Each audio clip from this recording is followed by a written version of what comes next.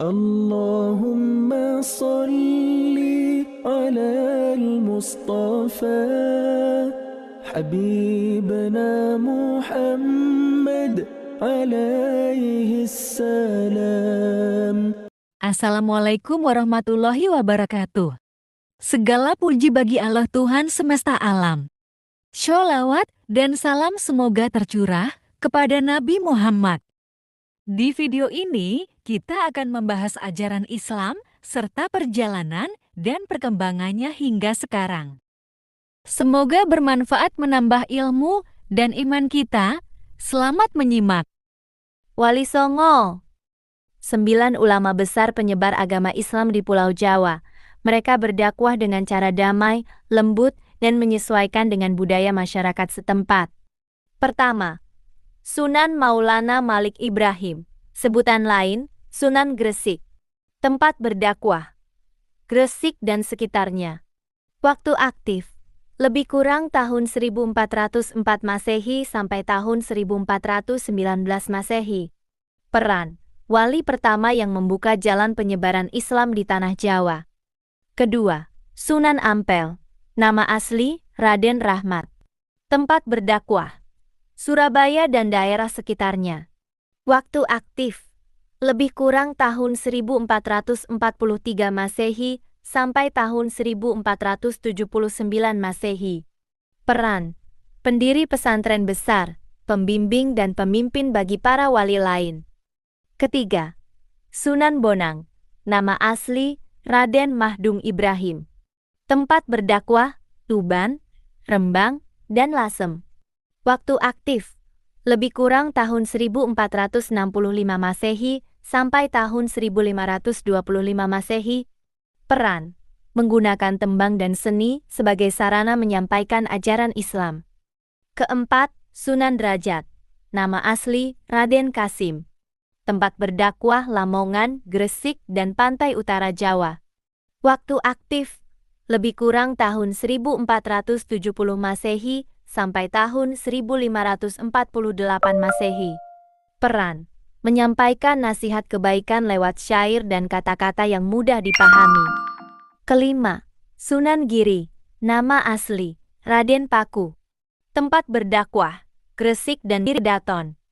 Waktu aktif, lebih kurang tahun 1442 Masehi sampai tahun 1506 Masehi. Peran, mendirikan pusat pendidikan Islam yang terkenal menjadi penasihat raja-raja. Keenam, Sunan Kalijaga, nama asli Raden Said. Tempat berdakwah, Demak, Yogyakarta, dan Jawa Tengah.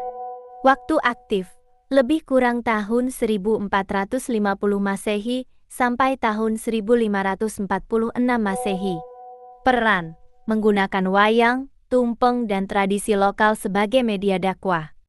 Ketujuh, Sunan Muria, nama asli Raden Umar Said. Tempat berdakwah, sekitar Gunung Muria, Kudus, dan Jepara.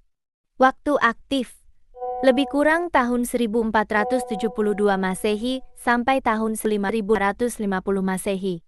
Peran, menyebarkan ajaran Islam ke daerah pedalaman dan pelosok.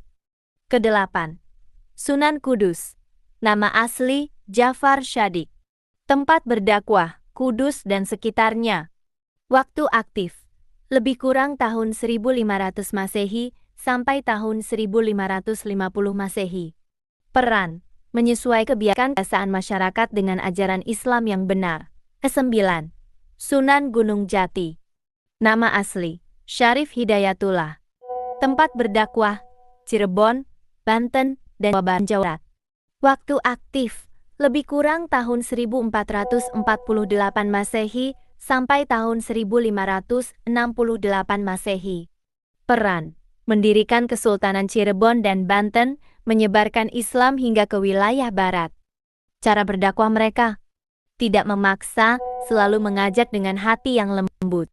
Adat dan kebiasaan yang baik tetap dijalankan, asalkan tidak bertentangan dengan perintah Allah. Menggunakan bahasa sehari-hari agar mudah dimengerti semua orang.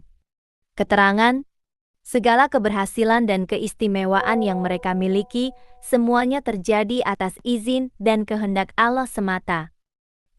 Demikianlah uraian yang dapat kita sampaikan pada kesempatan kali ini.